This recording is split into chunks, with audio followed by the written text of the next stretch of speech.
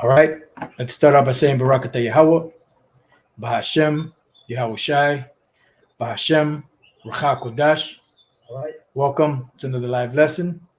The name of this one is Ye are our epistle written in fleshly tables of the heart. And that's a direct quote taken from 2 Corinthians chapter 3. And pretty much, I was just sitting here watching the Apostle Gabar and the bishops doing their Tuesday live. And they were speaking about the new covenant. And it prompted me to go to the Bible Hub and just to see what these so-called scholars were saying about specifically Jeremiah 31 and 33. I just wanted to see what they said. And pretty much they're saying the same thing, pretty much the same sentiment that these Christians are saying that, that's fulfilled now, which it's not. And, it prompted me just to go over that scripture just now. And I was reading it, and I want to get a couple of verses in the NLT so I could show you a little something and to show you the trickery and the slickery of these devils and how they try to get around certain things by misusing scripture. Now, what I did was I typed in online the second covenant because I wanted to find a picture. I found a nice little picture of the new covenant. And I ran across this. It says the second one, which began at the death of Yahushai, and they're correct about it began at the death of Yahushai, but it's not fully fulfilled. Has better promises, which it does, because it has a sacrifice that can truly take away sin, which is Yahushai's sacrifice. The outcome of the second covenant then is that the Most High forgives our sins and remembers them no more, and it's true. But we still have not been we're still not fully in the second covenant.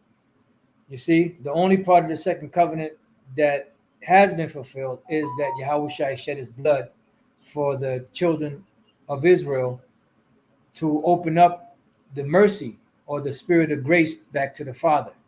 Okay, and I'm joined here by the elder Ayash of the Indianapolis camp.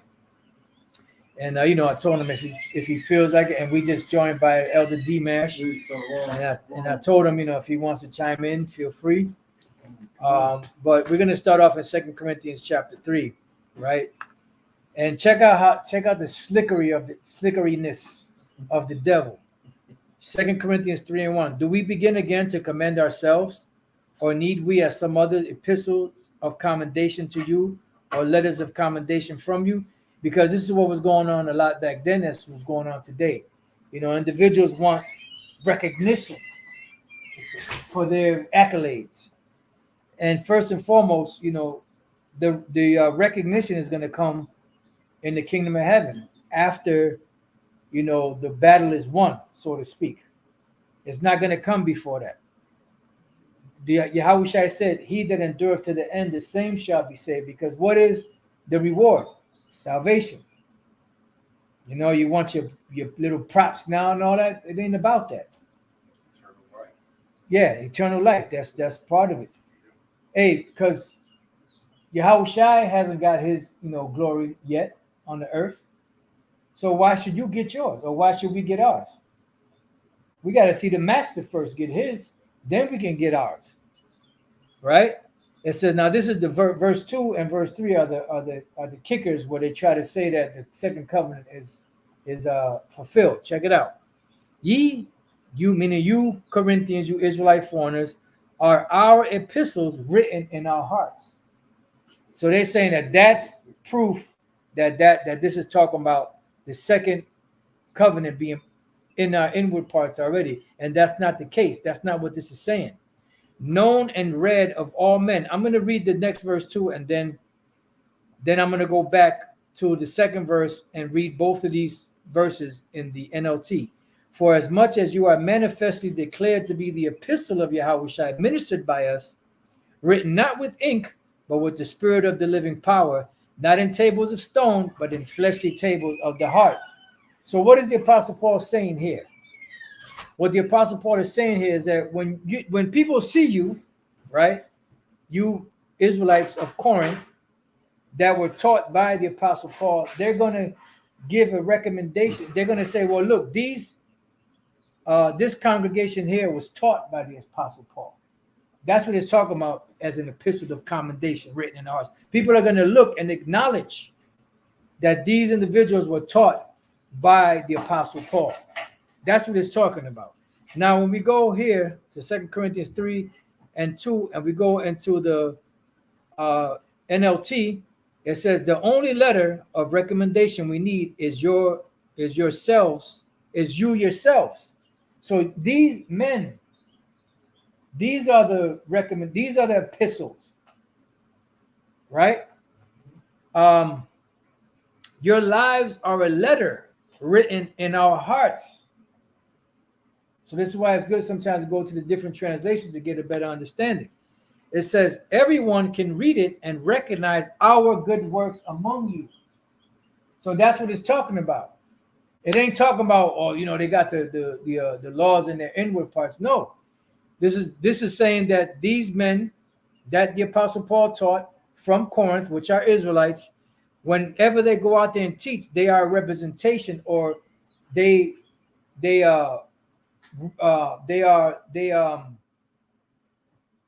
show the Apostle Paul that the Apostle Paul taught them.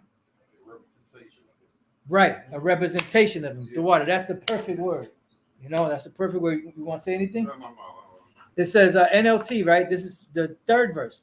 Clearly, you are a letter from Yahushua showing the result of our ministry among you. It ain't talking about the laws being written into their inward parts. This letter is written not with pen and ink, but with the Spirit of the living power, right? Because it's not something that's written, but the actions that these people represent is the proof that you are those epistles written. It says, it is carved not on tablets of stone, but on human hearts. Because people will look at you and say and give the credit to the man that taught you. Hey, didn't when Peter was denying Yahushua? Yeah. That's what you were looking for? Yeah. Right? Then the woman say, you were one of them. You were with him. You were with Yahushua. He said, look, that wasn't me. And what she said, thy speech bewrayeth thee. Meaning it's accusing you. It's speaking against you. You want to say something else, D-Mash? No, I was looking at this guy. He murdered his girlfriend, and the cops. He called the police like he didn't do it. When the cops came, he was all acting all frantic, like, oh, what's going on? And then when they asked him, "Did you do it?" His voice changed. His speech berated him. His voice changed. He was like, he was all high pitched when they got there, but when they asked him about it, he said, "No, why would you ask me that?" Yeah. So he gave himself away. Yep. I can get that. Yeah, good. Matthew 26:71. And when he was going out into the porch, another maid saw him and said to him that were there, this fellow was also with Yahushua of Nazareth. And again he denied with that oath, I do not know the man. And after a while came unto him, they that stood by said to Peter, surely thou art one of them, for thou speech bewrayeth thee. Right. So they were saying that because the way he was speaking, the way he was acting was like, because he was a disciple of Yahushua. So that's what it means, that you're like a letter, because people can look at you and read you and say, well, damn, this person was taught by Yahushua, or this person was taught by the Apostle Peter, or this person was taught by the Apostle Paul. Just like they know how to associate certain camps that came out of one West. There you go. Yeah. By what? By the things that they teach, how they interact with people. Hey, I'll give you a little testimony. Right? We went out to, because we used to go down to, after a while, Apostle Tar was coming up to teach us in Connecticut, and the elders wanted him to be there, because he was a beloved, he's a beloved man, teacher, right? And they wanted him around, but he was like, man, I got to go teach these brothers. They need me. And the eventually they came down to the point where they said, okay, we'll come down once a month. So we would go down there once a month, and we went out. We said that's when we were on 44th on the island. This particular day we were on the island, and we were speaking on the island, and there was Gadal Mayam, which he's no longer with us, but he's out there doing his thing. He's still out there teaching. And it was him and myself, and we were speaking. So I said, look, brother, you go up first and speak. I'll read for you, and then vice versa. So he spoke, I read for him. Then I spoke, and he read for me. And then when we finished speaking, and we came down off the speaking, the other men that were taught by Elder Apostle Tar, like Yum Yun and Ramiah Lab and Taza Joke and them other guys, I believe it was Yum Yun that said, yeah, you could tell that they were taught by they said they were taught by Tahar. Why? Because of the way we were speaking and teaching and moving, because not just mimicking him, but just the things that we were teaching, the manner in which we were teaching reflected our teacher. See, so that's what this is saying, that these individuals, when people see them, their actions reflect who their teacher is. Dig? All right, so now going back to 2 Corinthians 3:4, and if y'all have any precepts or any points you want to bring out. And such trust have we through Yahushua to the Most High Word. Not that we are sufficient of ourselves to think anything of ourselves, but our sufficiency is of the Most High, right? Because the Lord gave us the ability to teach you. Who also hath made us able ministers of the New Testament, because that's what we are. We are ministers, ambassadors of Yahweh Bashem Yahushua to promote the gospel, which a part of the gospel is what? The second covenant, which is true. And the second covenant part that was fulfilled is the blood of Yahushua. But the fullness of the covenant is not been fulfilled yet until the kingdom of heaven, when we are changed. It says not of the letter, right? Because we can't go according to the law. We can't break this down or try to achieve salvation by keeping the law perfectly. It's impossible. And I got just one precept, a couple of precepts real quick. Romans chapter 4, verse 15, because the law worketh wrath, for where no law is, there is no transgression. See? So when Yahushua died on the cross and took away the curse of the law from us, we are no longer chargeable, right? But that doesn't give us liberty to just go ahead and do whatever the hell we want to do. And that's what these Christians are doing. They're saying that, because that spirit of grace gives them the ability to do whatever the hell they want to do. To eat pork, the men shave their beards, women could be hoes, or whatever the case may be. Right? One more, James 2 and 10. For whosoever shall keep the whole law and yet offend in one point, he is guilty of all. Bottom line. Yeah, and they don't teach in the church that the Lord will turn his face from you for sin, for the sake of latent sin. The Lord, eventually the Lord will turn his face from you and just let the world beat you up. Yeah. Mm-hmm. And so going back to 2 Corinthians 3 and 6, in the middle of it, matter of fact, I read the whole thing. Who hath made us able ministers of the New Testament, or the second covenant, not of the letter, but of the spirit, right? Not of the letter, meaning not keeping the laws 100% perfect, but of the spirit. What spirit? The spirit of grace. What spirit you waiting for? Inside joke. Faith. What's that? I said faith. I have precept. Bring it out. Because it's not through, just keeping the law. It's through faith. I'm gonna read it in the NLT. This is 1 Peter 1:5. And through your faith, Yahweh is protecting you by his power until you receive this salvation, which is ready to be revealed on the last day for all to see. Right, because we haven't achieved that yet. Yahushua said, he that endureth to the end, the same shall be saved. So we got to endure whatever is coming our way in order to receive the reward at the end of the race. So back in 2 Corinthians 3 and 6, for the letter killeth, as we just read in Romans 4 and 15 and James 2 and 10. But it says, for the letter killeth, but the spirit giveth life. So we can't receive this based off of, keeping the law, statutes, and commandments. Get another one, Philippians 3 and 7. But what things were gained to me, those I counted loss for Yahushua. Because the Apostle Paul had a great name. He had a great position. But he gave all of that up just to win Yahushua.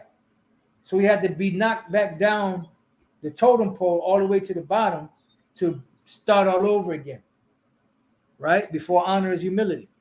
Yea, doubtless, and I count all things but loss for the excellency of the knowledge of Yahushua, my Lord, for whom I have suffered the loss of all things. See?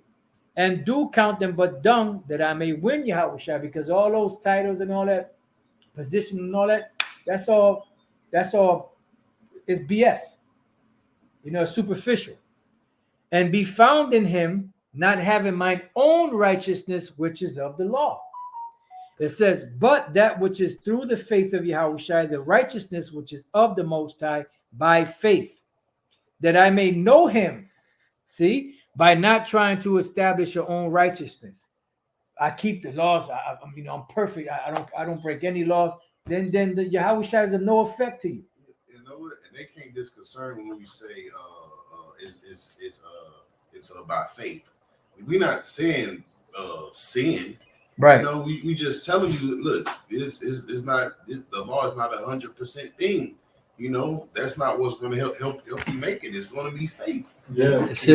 You need a mixture of faith with it. Yeah. All right, because we know we're not saved by the law. That's right. What it said, if we are sin, if we are offended by in one part, right. I'll read it for you. Yeah, I got it right here. Oh, you got it. Oh. James 2 and 10. For whosoever shall keep the whole law and yet offend in one point, he is guilty of all. Yeah, because it's still sin. You're still going off. The only way, guess what? You're not going to go off unless you're in the new covenant, actually in the new covenant. But guess what? We're still able to go off. Right. So you're not in the new covenant, man. Because we're still able to sin. Yeah, we're still able to die. That's it. So anybody teaching that madness is really kind of bugged out, man. Yeah, they want this world to continue. Anybody that's teaching that, they don't want the kingdom to come in. They're comfortable in this present world. Really, you're saying the hell with the grace of Yahushua. Mm-hmm. The enemies of the his sacrifice don't even matter. That's the point of actually having Yahushua. Yeah.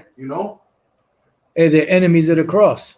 You got it. Oh, I'm done, man. Elder D-Mash, you wanted to say something? All right, so back in Philippians 3 and 10, that I may know him and the power of his resurrection. What is the power of his resurrection? That when he rose up, we died when we learned about him and when he did that, but through his resurrection, we were raised up also. In what? Newness of life. Not following the old ways that we used to follow. And understanding that, yes, we keep the law to the best of our ability because the Apostle Paul made that clear. We established the law. We don't do away with it. But we know that we cannot keep the law perfect to achieve salvation. It's impossible. Can I get that? Quick? Yes, sir. Romans 7 and 6. But now we are delivered from the law. You see? That being dead wherein we were held. That we serve in newness of the spirit. Beautiful. Not in oldness of the letter. Because in the oldness of the letter, what? You would have got put to death. See? You would have got punished for being an adulterer, or whatever other law, You was held accountable for that. But through Yahushua, guess what? We have received mercy. That's it. Okay? Yeah, because, through the letter, you would have been that sacrifice. Yeah. But through the sacrifice of Yahushua, now we wouldn't be held accountable. But we don't run that to the ground. Yeah. Because the same way that Jake was running to the ground, you know, I'm about to commit adultery with my neighbor's wife. I got me a lamb over here, and I'm gonna go sacrifice that afterward, you know, to the priest. Me and priests like this, we tight. Cause I be hooking them up every week. I be hooking them up. You know, he fat because of me. Yeah, that's some Jake shit. Yeah, you know. That's some Jake. Yeah. You know, me and him, cool. We tight like that because I be bringing them, you know, goats and rams, you know, every week, so he don't never go hungry with me. Yes, Yeah, but that's why the Lord said, "Look, away with your sacrifices, man." You think you're gonna outslick the Most High? Like the Lord don't know. Oh man. Oh, he went off. Yeah, but I smell that lamb, man. That sure smells good. What you got on that? Say, I am full of your sacrifices. Yeah. You know? He used that to eating ram shit. Yeah. Goats. Yeah, it's just like, you know, a person that, like the scriptures say, every bitter thing is good to a hungry soul, but to a full soul, he loathes everything or something like that. Yeah. You know? So the Lord was fed up with that. He didn't want to smell in that anymore. He didn't want to even know about it. Because what did the prophet Samuel say? To obey is better than sacrifice. Mm-hmm. All right. So it goes on. Oh, that was it on that. So let's go. You got anything else? Oh, that's it. Okay, so I'm gonna go back to Philippians 3:10, that I may know him and the power of. I got that. What's that? Proverbs 27. Okay, let me grab that. Proverbs 27:7. You said? Yeah. All right. The full soul loath of honeycomb. Mm, To the hungry soul, every bitter thing is sweet. right. And now the honeycomb is you know one of the best tasting things out there, right? But if you're full, you're gonna be like, no, I can't eat that, man. Ugh. You know. But to the hungry soul, every bitter thing is sweet. Mm-hmm. God damn, what's that? A Ritz? He could eat some shit that on a day that you know you wouldn't even eat it. Yeah, that wouldn't even be your best meal you cook. Right. You know, he's so hungry that he'd eat anything, right? No, I said, he loves it, you know? Yeah. You know? So, yeah, man. So, back in Philippians 3:10, that I may know him and the power of his resurrection. This is the reason why Yahushua was crucified. And the fellowship of his sufferings. That's a part of this ministry that most do not want to deal with. It says, being made conformable unto his death. It says, if by any means I might attain unto the resurrection of the dead. That's what our hope. Not as though I had already attained. Oh, so that's it on that. So let's go back to 2 Corinthians. You know what it would be like actually having to keep the law, man? The full law? Hmm. You know how meticulous that is, man, when you go into the law? And niggas is trying to be under the old law? Yeah. And we all be there, man. But them guys that say keep the law don't even know the law. That's why the Lord set a whole tribe up to actually do that, man, because that was a all around the clock job. Yeah. You know? And that was because when I used to read the law, I was like, God damn, the Yeah. Levites, man, I don't know if I'll be cold. able to do all of that. The Lord had a hell of a spirit on them. You know? It's just crazy. You know? Gone.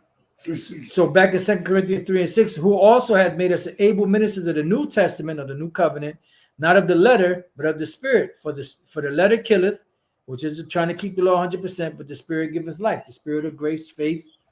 It says, but if the ministration of death, which is the law, written and engraven in stones, all right, and that's why when the second covenant is established, the laws are going to be actually put into our fleshly hearts when we are changed. We have stony hearts right now. So it's impossible for us to be fully under the new covenant today. And the laws written in our inward parts. We still have that stony heart going all the way back to Adam. It says, but if the ministration of death written and engraven in stones was glorious, the law was glorious. And this is what is going to be done away with. That glory of the law. Because when Yahushua, what they call the transfiguration, right? When he was with the disciples and they saw Moses and Elijah appear, they wanted to build three tabernacles. Why? Because at that time, Moses and Elijah were being revered. They had the glory. But Yahushua was there to take that glory unto himself. You see? And that's what the third chapter of 2 Corinthians is speaking about. The glory of the law being taken away and the glory of Yahushua being put in the forefront. The spirit of grace and faith. It said, sorry? I said, yeah, they don't want to glorify Yahushua. That's it. Taking away his glory, really. You know, so I don't care how much you calling on that name, if you're not lifting him up to that standard, all right, where he's supposed to be at, and you going off, man. Yep. You know? So it says, so that the children of Israel could not steadfastly behold the face of Moses for the glory of his countenance, so that glory of his countenance, what represented the glory of the law that was magnified back then, all the way up until the time of Yahushua. And Yahushua took that glory upon himself.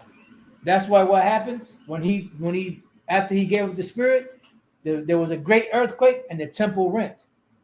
The veil in the temple, which was what? The way into the holiest of holies, because now through Yahushua's flesh, he made it way back to the Father.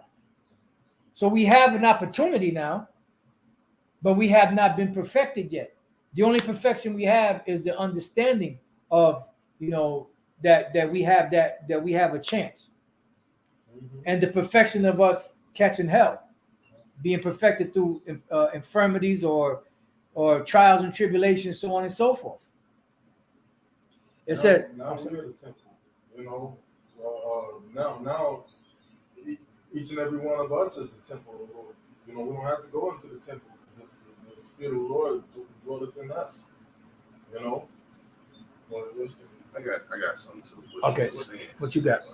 It says this Romans.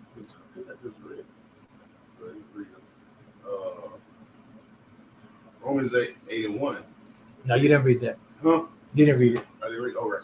It said, "There is therefore no condemnation of them which are in Yahushua, who walk not after the flesh, but after the Spirit.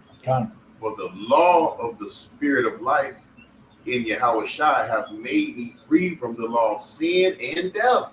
Go. You see? For what law could not do, and that was weak through the flesh, Yahweh sent his own Son in the likeness of sinful flesh, and for sin, condemned sin in the flesh. You see? There you go. So basically he got rid of that punishment, Right. It says, go ahead, because there's more. It says that the righteousness of the law might be fulfilled in us, mm-hmm. who walk not after the flesh, but of the Spirit. Yeah. Right. Yeah, the temple of the Lord dwelleth in you. So when we start to follow after Yahushua in righteousness, the Spirit comes into our flesh and dwells with us and sups with us. Right. Yeah, you're gonna try to keep the law to what the best of your ability. That's it. You're not going because other words, look, you got to be like the Levites, man. You got to make sure you got the census going, man, and hell, you niggas don't even have a temple you can go into, man. They got a whole thing set up, man. How you gonna go after the manner of the old law, and you don't even got no Levites set up, Where's your Ark of the Covenant? But then that'll be a contradictory because the niggas say, well, we all priests, Yeah, which we are, but that's going to be manifest in the kingdom of heaven. Right now, we rehearsing the righteous acts. But you want to be under the old law, though. You see, it says, which I think that was the main point. Yeah, that was the main point. I just want to read this real quick. Let me see if I can find it.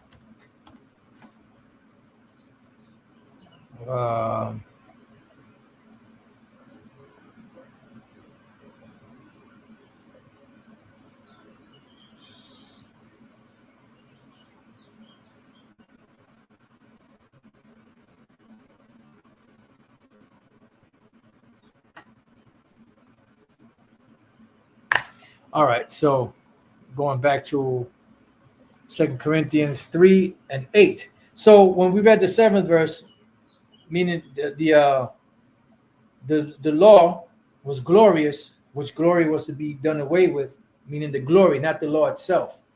Verse 8, how shall not the ministration of the Spirit be rather glorious? Which is what?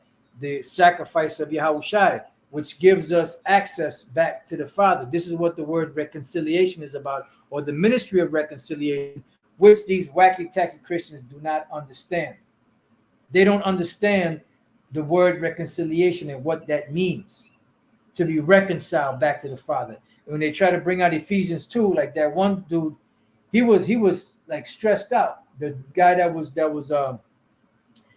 going back and forth with Deacon Akah, that dude, I forget his name, he was stressed out. He was stressed the fuck out because he was trying to get no, what, yes or no, you know. That's a person of desperation, because he's trying to intimidate, you know, which you don't know the scriptures, dog. You may know how to navigate in as far as quoting certain scriptures and going to certain scriptures, but you don't know it. You err not knowing the scriptures, know the power of the Lord. So it says, for if the ministration of condemnation be glory, which is the keeping of the law, much more doth the ministration of righteousness, which is Yahushua's sacrifice, exceed in glory. Do you see how the word glory keeps being brought up? Glorious, glory, glory, glory, glory. The law has not been done away with. The glory that the law once had was done away with, and that glory went to Yahushua. Okay? These niggas, they don't want to accept the mercy and the grace, man. Hey, then let them. Because they're the enemies of the cross of Yahushua. Oh boy, man. It says, for even that which was made glorious had no glory in this respect by reason of the glory that excelleth. Right, because the glory that was come up, Yahushua's sacrifice, the blood, that excelled the glory of the law.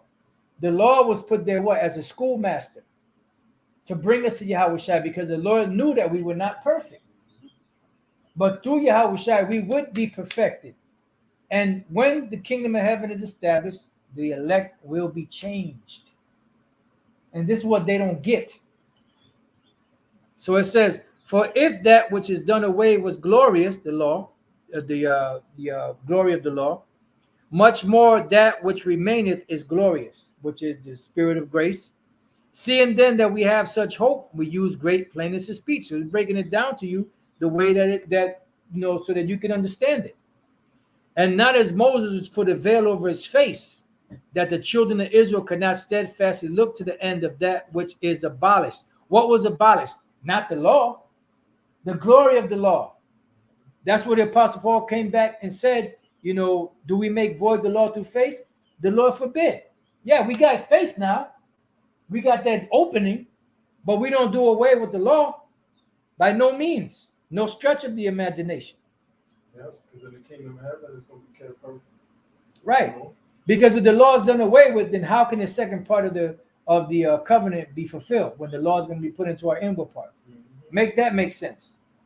Part of the first covenant was the law, the blood that was shed to make it of effect, and the law itself. The second part of the covenant was Yahushua's blood being, shed, and the laws eventually being put into our inward parts. So how could the law be done away with if the second covenant, which is not fully fulfilled, is going to be put into our inward parts? Analyze. That's Elder Apostle Charles, his spirit been on him heavy to bring that out. We're analyzing things, but their minds were blinded. For unto this day remaineth the same veil untaken away in the reading of the Old Testament. Right. So that veil is still over their heart. That's where keep the laws and teach the laws. And, you're supposed to keep it to the best of your ability. You can't shove the law down people's throat. But you gonna go off. Exactly. Apostle Paul say, "Wretched man that I am." It's just that simple. I got something real quick. Okay, what you got? Galatians 3 and 10. Galatians chapter 3. Go ahead. For as many as are of the works of the law are under the curse. For it is written, curses everyone that continueth not which are written in the book of the law to do them. Which means what? You would have got put to death. Or you would have received the judgment that's written in the law, man. You under that curse. That's it. It says, but that no man is justified by the law in the sight of Yahweh. It is evident, for the just shall live by faith. Right. You can't get around that, man. I looked up the word cursed. Epikataratos. Accursed. You understand what that means? That means that if you're justified by keeping the law, you have to keep it perfect. And if you fuck up, you become that sacrifice. Right. You become the accursed thing, because those sacrifices were a cursed thing. The word sacrifice means to be made holy, to make holy. And that sacrifice was the cursed thing that was sacrificed. That animal had to be cursed to be put to death in order for you to receive remission of sin. So if you're still keeping the law, you become that sin, because Yahweh Shai is of none effect to you. I'm going to read 13 too. Okay, so let me just finish this up. A cursed, execrable, exposed to divine vengeance, lying under God's curse. You become that sacrifice. So that's why Yahweh Shai became, well, it says here that let me read that again. It says, for as many as are of the works of the law are under the curse, for it is written, curses everyone that continueth not in all things which are written in the book of the law to do them. But that no man is justified by the law in the sight of the Most High, it is evident, for the just shall live by faith. I'll read the 12th verse and then go right. Because 13 hit on what you said. Gone. It said, the law is not of faith, but the man doeth them shall live in it. Yep. Yahweh Shai have redeemed us from the curse of the law, being made a curse for us. Yep. That's it. So he took on that, man. You know, where it is written, curses everyone that hang up on the tree. Right. Cursed. And that goes into the word accursed.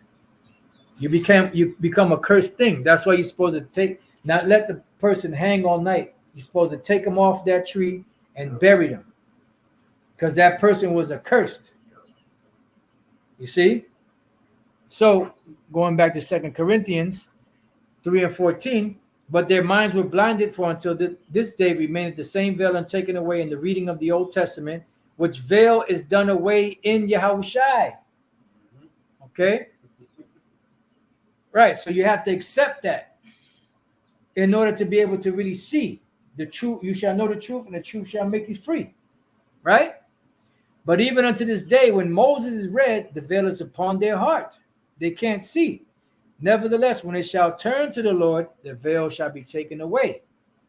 Now the Lord is that Spirit, and where the Spirit of the Lord is, there is liberty. But now what does it say about liberty? Galatians 5 and 13. For brethren, you have been called unto liberty. Only use not liberty for an occasion to the flesh, but by love serve one another. Okay? We don't misuse the sacrifice, man. There you go. You know? Because it said in Hebrews 10, right? It says that they that despise Moses' law died by two or three witnesses. Of how much sore punishment think ye will he be thought worthy of that used it despite the blood of Yahweh Shai? See? You want to say something, D-Man? It says 1 Peter 2 and 16, which goes hand in hand with Galatians. As free, and not using your liberty for a cloak of maliciousness, but as the servants of the Most High. So going back to 2 Corinthians 3:17, now the Lord is that Spirit, and where the Spirit of the Lord is, there is liberty.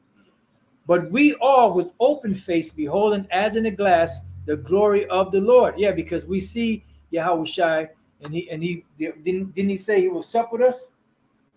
You know, are changed into the same image from glory to glory. So we're being changed, though the outward man perish, the inner man is renewed day by day, right? But we still haven't received the perfection in our bodies and in our minds, our hearts, to be able to have the laws being put into our inward parts.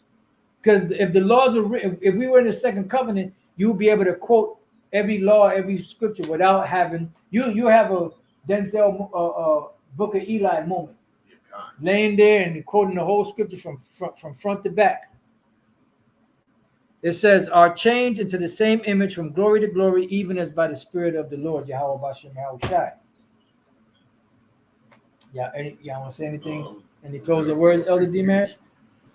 We need Yahweh shot. That's all I'm saying. We need Yahweh shot, man. Bottom line. We don't got nothing, you know. That's it. So if anybody not teaching about, you know, grace or that mercy, man, you going off. That's what matters, you know, his sacrifice. That's you it. Know? That's all I got to say.